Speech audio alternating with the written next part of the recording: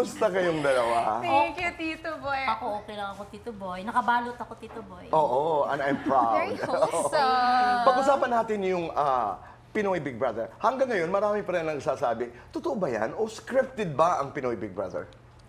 Hindi po talaga scripted, Tito Boy. Like, every single experience namin doon, hindi namin na-expect yung mga mangyayari. And lahat ng mga nasabi namin yun dahil yun yung mga nararamdaman namin at that moment.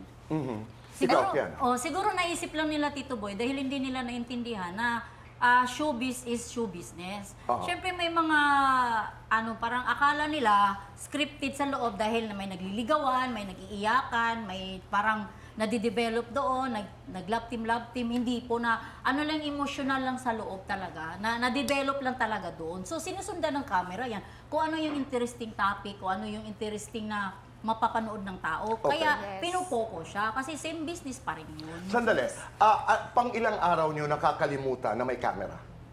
Feeling ko, Kasi sa first few days, am I right? You're so very conscious na bawat kanto ay may camera. But there is a point sa PBB na halos nakakalimutan mong may camera.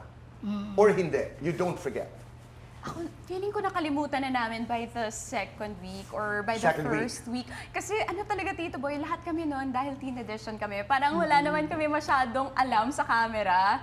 Nung Okay. time na yon, hindi din namin alam na yung mga mirrors pala, na andun pala yung mga cameraman. So, we had no Oo. idea. Kayo, mga Ako- celebrities kasi ang kasama mo. Sa akin, Tito Boy, parang tanggap ko na may camera talaga siya. Kasi nakikita namin na sumusunod sa amin kung saan kami. Pati sa CR, pati mag-shower kami, may camera. Kaya alam namin parang part na rin siya sa pinasukan namin. Yun din ang paliwanag siguro kung bakit sa umpisa may mga nagpe-perform pa.